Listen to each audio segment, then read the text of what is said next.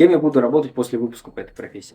Вы будете аналитиком, вы будете программистом, вы будете специалистом в области анализа данных. На каких программах вышки можно приобрести знания по этой профессии? На самом деле на всех факультетах вы можете освоить методы анализа данных, но больше всего об этом вы узнаете на факультете компьютерных наук и факультете экономических наук.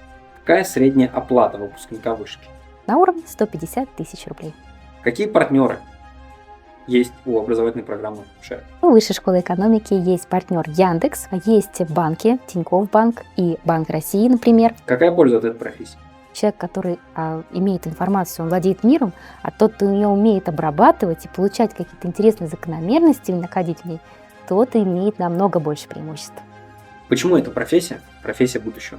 Профессия будущего, потому что мир вокруг нас – это данные. Как отличить специалиста от дилетанта? Дилетанты строят графики, анализируют их динамику, не обращая внимания на взаимосвязь между переменными. А специалист строит сложные модели, умеет программировать и использует разные подходы для того, чтобы удостовериться в том, что результат получаемый является достоверным и устойчивым.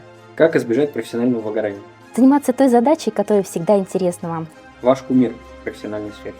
Но я бы вам рекомендовала посмотреть видео и почитать книги Константина Галяева, который является выпускником факультета экономических наук, выпускником РЭШ, а также PhD университета Миннесоты.